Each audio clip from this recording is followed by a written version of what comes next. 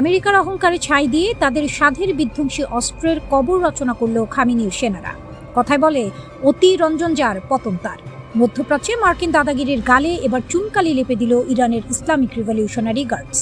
এতদিন যারা দূর থেকে কলকাঠি নাড়ছিল, সেই মার্কিনীদের আস্ত আস্তানায় ঢুকে এবার লঙ্কা কাণ্ড ঘটিয়েছে তেহরান। কুয়েতের সুরক্ষিত ঘাঁটিতে মার্কিন অহংকার অত্যাধুনিক হিমার্স রকেট সিস্টেমকে এক তুড়িতে ধুলোয় মিশিয়ে দিয়েছে পারস্যের ইগলেরা। ৩ মার্কিন সেনা খতম। পেন্টাগন এখন মুখ লুকিয়ে ক্ষত ঢাকছে।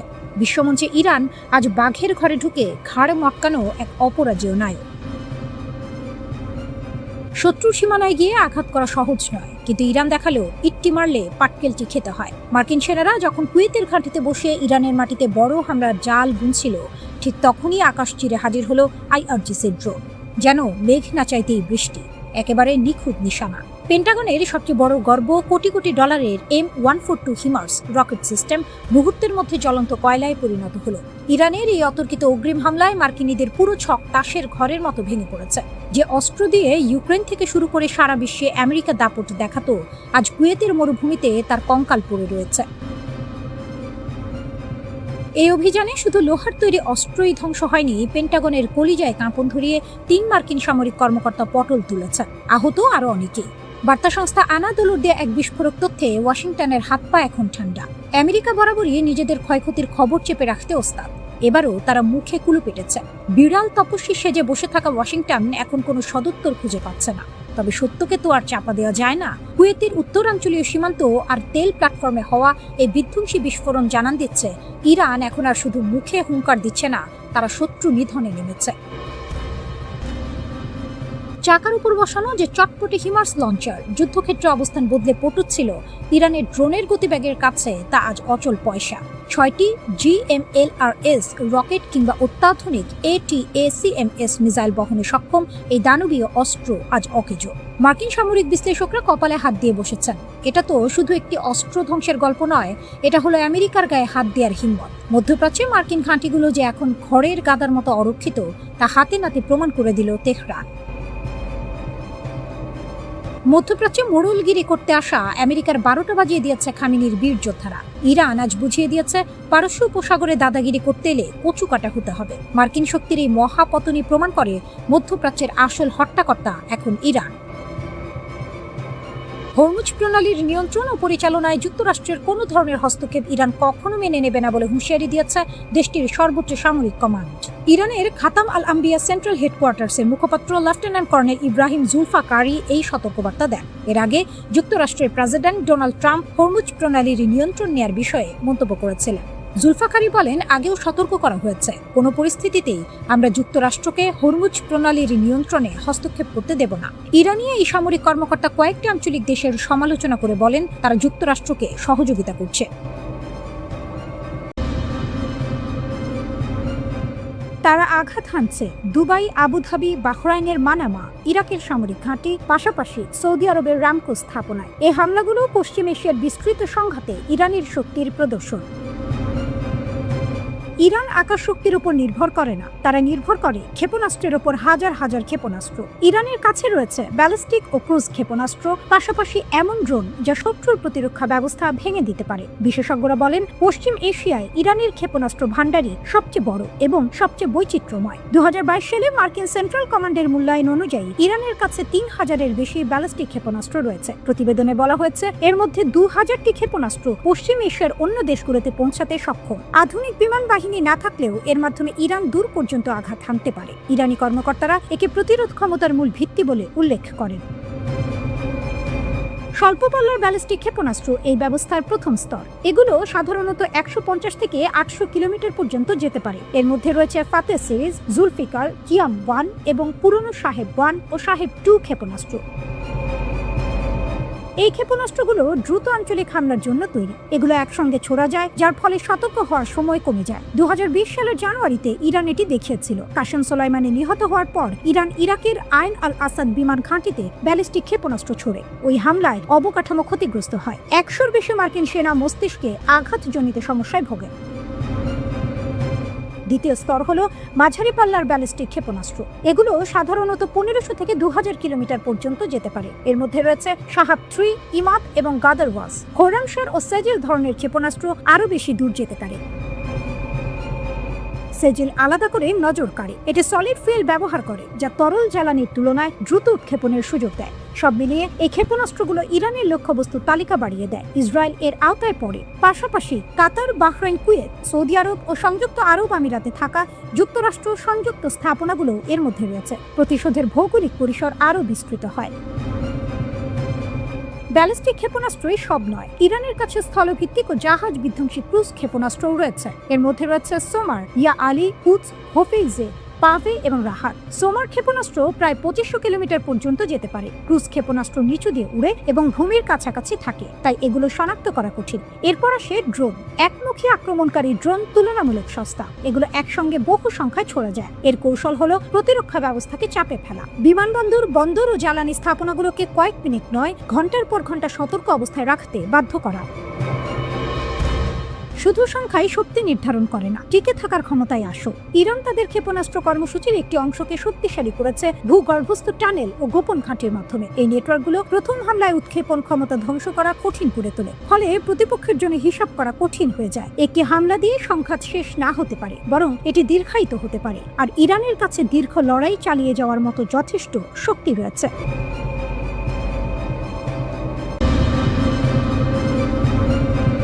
ইরানের আকাশে আরও এক গেম চেঞ্জার, নাম আরমান।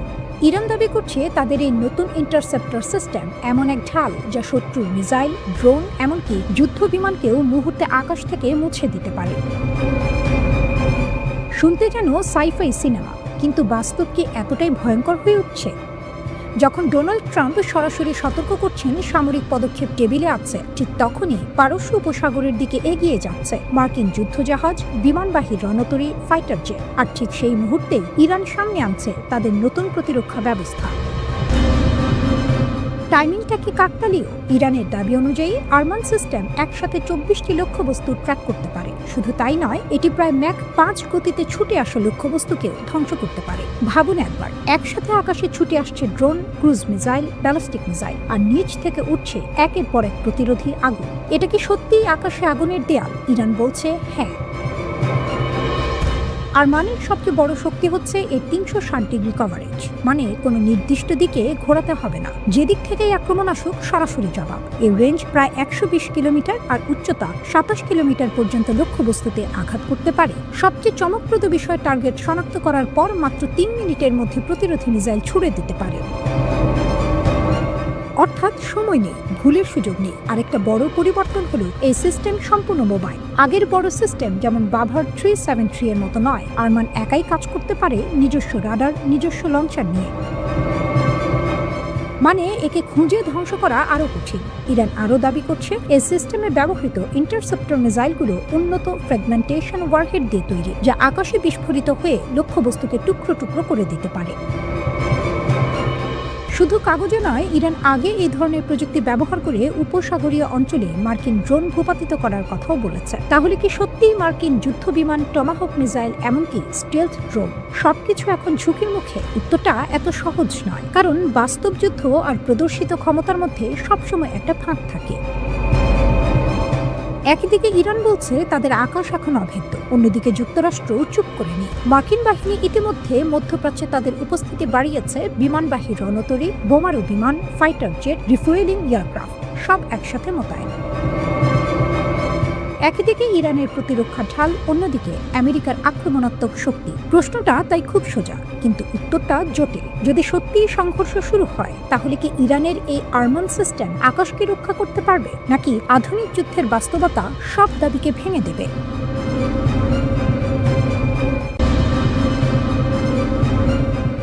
মধ্যপ্রাচ্যের মরুভূমিতে কি তবে ধ্বংসের খেলা শুরু হতে চলেছে? একদিকে আমেরিকা তাদের বিশাল নৌবাহু আর স্টেলথ ফাইটার নিয়ে ওমান উপকূলে ওত পেতে আছে, অন্যদিকে ইরানও বসে নেই। CNN এর সাম্প্রতিক এক স্যাটেলাইট রিপোর্টে যা উঠে এসেছে তার রীতিমতো পিলে চমকানো। স্যাটেলাইটে ধরা পড়ল ইরানের মাস্টার প্ল্যান। গত বছর ইসরায়েল আর আমেরিকার যৌথ হামলায় ইরানের বেশ কিছু গুরুত্বপূর্ণ ঘাঁটি তাসের ঘরের মতো ভেঙে পড়েছিল। সবাই ভেবেছিল তেহরান হয়তো এবার দমে যাবে, কিন্তু ভুল। মহাকাশ থেকে নেওয়া হাই রেজলিউশন ছবি বলছে অন্য কথা। ইরান এখন আর শুধু মেরামত করছে না, তারা তাদের পুরো সামরিক কাঠামোকে অজেয় করার মিশনে নেমেছে। শাহরুখ, যেখানে তৈরি হচ্ছে মরণাস্ত্র। CNN এর বিশ্লেষণ অনুযায়ী ইরানের সবচেয়ে গুরুত্বপূর্ণ জায়গা হলো শাহরুখ। এটি তাদের সবচেয়ে বড় এবং আধুনিক কঠিন জ্বালানি ভিত্তিক ক্ষেপণাস্ত্র উৎপাদন কেন্দ্র। গত বছরের হামলায় এটি ব্যাপক ক্ষতিগ্রস্ত হয়েছিল, কিন্তু শ্যানলিয়ারের মতো বিশেষজ্ঞরা বলছেন ইরান অবিশ্বাস্য দ্রুত গতিতে এটি মেরামত করে ফেলেছে। এমনকি যুদ্ধের মধ্যেই তারা নতুন প্রোডাকশন লাইন চালু করেছে। এর মানে কি? এর মানে হলো যুদ্ধের আগের তুলনায় এখন ইরান আরো বেশি এবং আরো দ্রুত দূরপাল্লার মিসাইল বানাতে সক্ষম। মাটির নিচে লুকানো পারমাণবিক শহর। সবচেয়ে ভয়ের ব্যাপার হলো ইরানের পারমাণবিক স্থাপনাগুলোর বর্তমান অবস্থা। নাতানজের কাছে পিক এক্স পর্বত, নামটা মনে রাখুন। স্যাটেলাইট চিত্রে দেখা যাচ্ছে এই পাহাড়ের নিচে বিশাল এক ভূগর্ভস্থ কমপ্লেক্স তৈরি করা হচ্ছে। টানেলের প্রবেশ পথগুলো ঢালাই করা হচ্ছে মোটা কনক্রিট আর টনের পর টন মাটি দিয়ে। কেন জানেন? যাতে আমেরিকার সবচেয়ে শক্তিশালী বাংকার বাস্টার বোমাও সেখানে পৌঁছাতে না পারে। তেহরানের দক্ষিণ পূর্বে প্রাচীন সামরিক কমপ্লেক্সের তালেগান 2 স্থাপনাটি এখন প্রায় চেনা যাচ্ছে না। পুরো এলাকাটি মাটি দিয়ে ঢেকে একটি দুর্ভেদ্য বাংকারে পরিণত করা হয়েছে। বিশেষজ্ঞরা বলছেন বাইরে থেকে দেখে বোঝার উপায় নেই যে এর নিচে কি ভয়ঙ্কর মারণাস্ত্র তৈরি হচ্ছে। ধ্বংসস্তূপ থেকে ফিনিক্স পাখির মতো উত্থান। ইরানের আরও কিছু ঘাঁটির দিকে নজর দিন। খোরামবাগ, ইমাম আলী ঘাঁটি। এখানে ইসরায়েলি হামলা 1 ডজন ভবন ধ্বংস হয়েছিল। এখন সেখানে অন্তত 3টি নতুন ভবন দাঁড়িয়ে গেছে, বাকিগুলো দ্রুত তৈরি হচ্ছে। হামাদান বিমান ঘাঁটি। রানওয়েতে বোমার যেসব বিশাল গর্ত হয়েছিল সেগুলো ভরাট করে এখন বিমান ওড়ানোর জন্য একদম ফিট। এমনকি বিমানের হ্যাঙ্গার আর টানেলগুলোও খুলে দেওয়া হয়েছে। তাবরিজ ঘাঁটি। উত্তর পশ্চিমাঞ্চলের এই ঘাঁটিটি এখন মাঝারি পাল্লার ব্যালিস্টিক মিসাইল ছোড়ার জন্য পুরোপুরি প্রস্তুত। ট্রাম্পের আলটিমেটাম বনাম ইরানের জেদ। প্রেসিডেন্ট ট্রাম্প যখন 10 থেকে 15 দিনের চরম পত্র দিচ্ছেন, তখন ইরান তাদের ক্যানন নেটওয়ার্ক এবং সাইলো লঞ্চারগুলোকে এমনভাবে ঠেলে সাজিয়েছে যাতে দীর্ঘমেয়াদী যুদ্ধ হলেও তারা টিকে থাকতে পারে। তারা সরাসরি যুদ্ধে না জড়িয়ে আমেরিকাকে একটা কস্টলি বা ব্যয়বহুল চোরাগোপ্তা যুদ্ধের ফাঁদে ফেলতে চায়।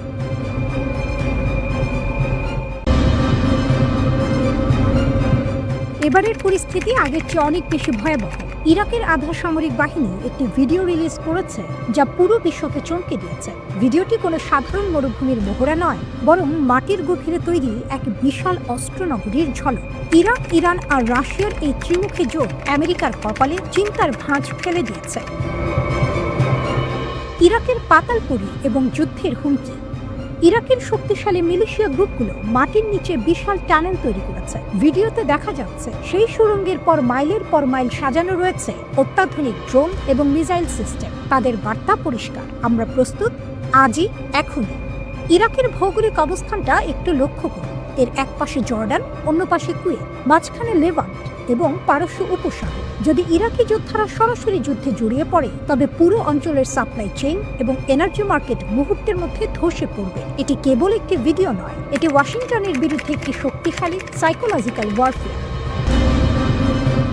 রাশিয়ার এন্ট্রি। আগুন নিয়ে খেলবেন না।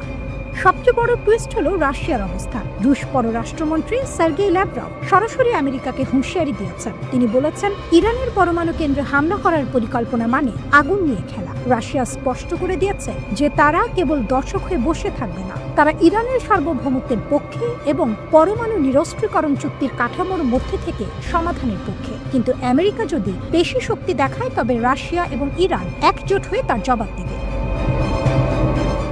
বান্দর আব্বাসের শক্তি প্রদর্শন। সম্প্রতি দক্ষিণ ইরানের বান্দর আব্বাসে একটি রুদ্ধশ্বাস নৌ মহড়া অনুষ্ঠিত হয়েছে। ইরান এবং রাশিয়ার স্পেশাল ফোর্স মিলে একটি হাইজ্যাক হওয়া জাহাজ উদ্ধারের নাটকীয় মহড়া দিয়েছে। ইরানের আলবান ডেস্ট্রয়ার এবং শক্তিশালী SH-3 হেলিকপ্টার, রাশিয়ার ব্রেভি হেলিকপ্টার ক্যারিয়ার এবং ফাইটার জেট। এটা ছিল আমেরিকার যুদ্ধ জাহাজগুলোর প্রতি একটি ওপেন চ্যালেঞ্জ। ইরান সাফ জানিয়ে দিয়েছে, যদি তাদের উপর একটি গুলিও চালানো হয়, তবে তার পরিণাম হবে সুদূর প্রসারী এবং বিধ্বংসী। বন্ধুরা, এই পুরো ঘটনার টাইমিংটা দেখুন। একদিকে জেনেভায় পরমাণু আলোচনা চলছে, অন্যদিকে সমুদ্র এবং মাটির নিচে যুদ্ধের প্রস্তুতি। শক্তি সমীকরণ। রাশিয়া এবং ইরানের এই সামরিক ঐক্য প্রমাণ করে যে মধ্যপ্রাচ্যে আমেরিকার একক আধিপত্যের দিন শেষ হয়ে আসছে। অর্থনৈতিক ঝুঁকি। যদি যুদ্ধ বাঁধে তবে বিশ্ববাজারে তেলের দাম কোথায় গিয়ে ঠেকবে তা কল্পনা করাও কঠিন। তাহলে কি আমরা তৃতীয় বিশ্বযুদ্ধের দিকে এগোচ্ছি, নাকি এটি কেবল একে অপরকে চাপে রাখার একটি কৌশল? ল্যাভরভ ঠিকই বলেছেন, পরিস্থিতি এখন এতটাই উত্তপ্ত যে সামান্য একটি ভুল পদক্ষেপ পুরো অঞ্চলে আগুন জ্বালিয়ে দিতে পারে। সম্ভাব্য যুদ্ধের জন্য ব্যাপক প্রস্তুতির স্পষ্ট বার্তা দিচ্ছে ইরান। মধ্যপ্রাচ্যে যুক্তরাষ্ট্রের বড় ধরনের সামরিক সমাবেশ চলতে থাকায় বসে নেই তেহরানও। স্যাটেলাইট চিত্রে এমন চিত্র উঠে এসেছে। দেখা গেছে দেশটি তার পারমাণবিক স্থাপনা আরও সুরক্ষিত করছে, ক্ষতিগ্রস্ত ক্ষেপণাস্ত্র উৎপাদন কেন্দ্র পুনর্গঠন করছে এবং সামরিক ও প্রশাসনিক কাঠামো ঢেলে সাজাচ্ছে। শুক্রবার মার্কিন গণমাধ্যম CNN এর প্রতিবেদনে উঠে এসেছে এসব তথ্য।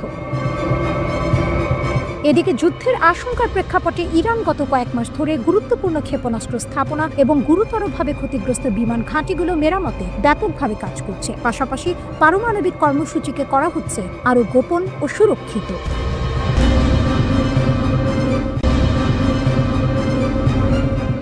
বিশ্বের সবচেয়ে শক্তিশালী নৌবাহিনী কার?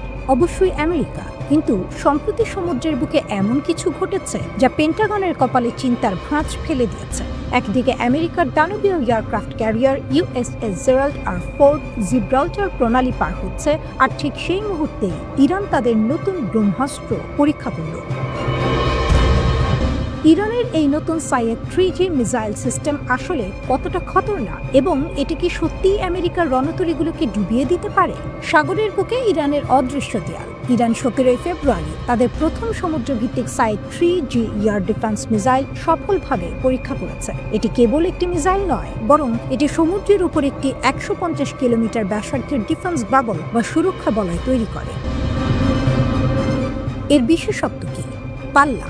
এটি 150 কিলোমিটার দূর পর্যন্ত যে কোনো শত্রু বিমান, ড্রোন বা ক্রুজ মিসাইল ধ্বংস করতে পারে। উচ্চতা 27 থেকে 30 কিলোমিটার উচ্চতায় গিয়ে এটি টার্গেট হিট করতে সক্ষম। Vertical launch.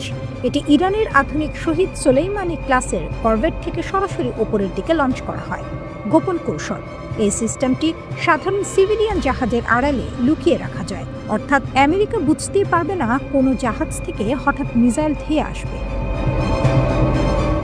খামেনির কড়া হুঁশিয়ারি। সবুজ সংকেত কি যুদ্ধে? ইরানের সুপ্রিম লিডার আয়াতুল্লাহ খামেনি 18 ফেব্রুয়ারি একটি বিস্ফোরক ভাষণ দিয়েছেন। তিনি সরাসরি ট্রাম্প প্রশাসনকে চ্যালেঞ্জ করে বলেছেন, মার্কিন যুদ্ধ জাহাজগুলো কোনো অজেয় মেশিন নয়। তার ভাষায়, জাহাজ বিপজ্জনক হতে পারে, কিন্তু সেই অস্ত্র আরও বেশি বিপজ্জনক, যা জাহাজকে সমুদ্রের তলায় পাঠিয়ে দিতে পারে।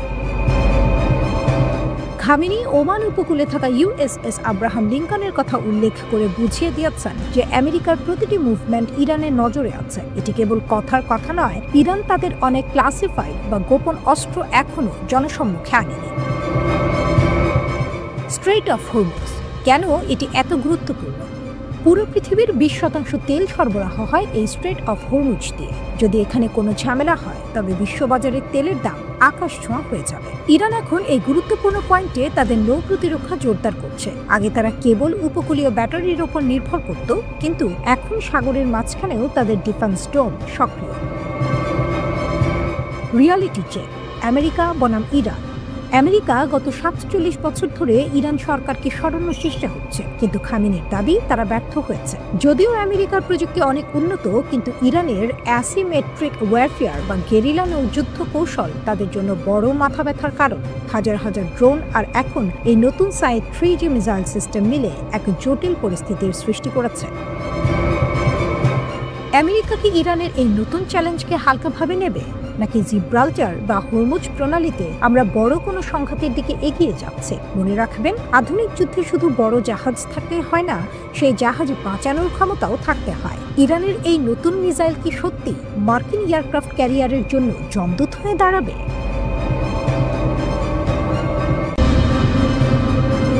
মধ্যপ্রাচ্যের উত্তপ্ত পরিস্থিতির মাঝে ইরান তাদের সামরিক শক্তির এক নতুন নমুনা প্রদর্শন করেছে। ইরানের ড্রোন আর মিসাইল প্রযুক্তি নিয়ে সারা বিশ্বে চর্চা হয়, কিন্তু এবার তারা সমুদ্রের বুকে এমন এক গেম চেঞ্জার নিয়ে এসেছে যা পশ্চিমা দেশগুলোর কপালে চিন্তার ভাঁজ ফেলে দিয়েছে। ইরানের নতুন নেভাল এয়ার ডিফেন্স মিসাইল সায়েদ 3G। কেন একে ইরানের নৌবাহিনীর জন্য এক বিশাল লাফ বা জায়ান্ট লিপ বলা হচ্ছে? সাগরের বুকে স্মার্ট কন্ট্রোল। 20 ফেব্রুয়ারি 2026 পারস্য উপসাগরের কৌশলগতভাবে গুরুত্বপূর্ণ হরমুজ প্রণালীতে ইরান এক বিশাল সামরিক মহড়া চালায়, যার নাম ছিল স্মার্ট কন্ট্রোল। এই মহড়াতে ইরান প্রথমবারের মতো তাদের যুদ্ধজাহাজ শহীদ সাইয়েদ সিরাজি থেকে সায়েদ 3G মিসাইলটি সফলভাবে পরীক্ষা করে। এটি কোনো সাধারণ মিসাইল নয়, এটি ইরানের প্রথম ভার্টিক্যালি লঞ্চড বা লম্বালম্বিভাবে উৎক্ষেপণযোগ্য দীর্ঘ পাল্লার মিসাইল। আগে ইরানের জাহাজগুলো থেকে মিসাইল ছুটতে হলে লঞ্চারটিকে টার্গেটের দিকে ঘোরাতে হতো, যাতে সময় নষ্ট হতো। কিন্তু এই নতুন প্রযুক্তিতে মিসাইলটি সরাসরি আকাশের দিকে উঠে তারপর টার্গেটের দিকে ঘুরে যায়, অর্থাৎ শত্রু যেদিক দিয়ে আসুক না কেন 360 ডিগ্রি কোণে মুহূর্তের মধ্যে জবাব দেওয়া সম্ভব। সায়েদ 3G কতটা শক্তিশালী এই মিসাইল? গতি। এটি শব্দের গতির চেয়ে 7 গুণ বেশি দ্রুত বা ম্যাক 7 গতিতে ছুটতে পারে, প্রায় 8000 কিলোমিটার ঘন্টা। পাল্লা বা রেঞ্জ। এটি 150 কিলোমিটার দূর থেকেই শত্রুপক্ষের ফাইটার জেট, ড্রোন বা ক্রুজ মিসাইলকে ধ্বংস করতে সক্ষম। উন্নত গাইডেড সিস্টেম। এতে হাইব্রিড নেভিগেশন ব্যবহার করা হয়েছে, অর্থাৎ মিসাইলটি নিজের রাডার ব্যবহার করে শত্রু খুঁজে নিতে পারে। আবার চাইলে যুদ্ধজাহাজ থেকেও একে নিয়ন্ত্রণ করা যায়। Solid fuel.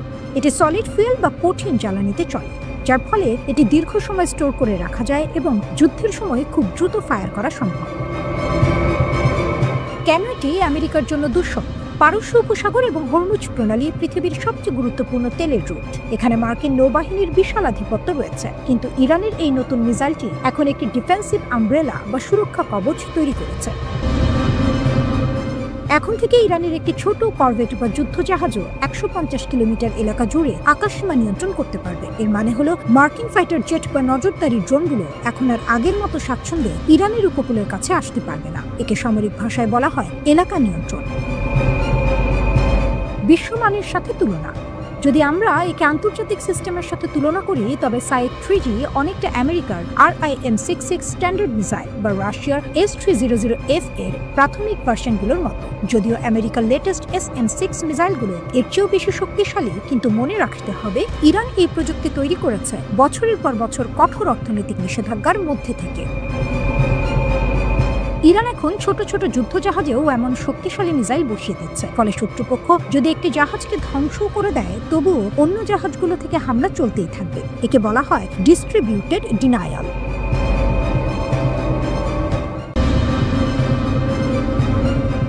কল্পনা করুন, মাঝ সমুদ্রে ভাসছে আমেরিকার এক বিশাল রণতরী, অত্যাধুনিক রাডার, মিসাইল ডিফেন্স সিস্টেম, সবকিছু দিয়ে ঘেরা এক ভাসমান দুর্গ। কিন্তু হঠাৎ রাডারে ধরা পড়ল এমন কিছু যা শব্দের চেয়েও দ্রুত গতিতে ধেয়ে আসছে। চোখের পলক ফেলার আগে সেই দুর্গ চুরমার। মধ্যপ্রাচ্যের সেই গেম চেঞ্জার চুক্তি নিয়ে, যা আমেরিকার কপালে চিন্তার ভাঁজ ফেলে দিয়েছে। খবর আসছে ইরান চীনের কাছ থেকে কিনতে যাচ্ছে তাদের সব থেকে ভয়ঙ্কর অস্ত্র, সুপারসনিক CM-302 মিসাইল।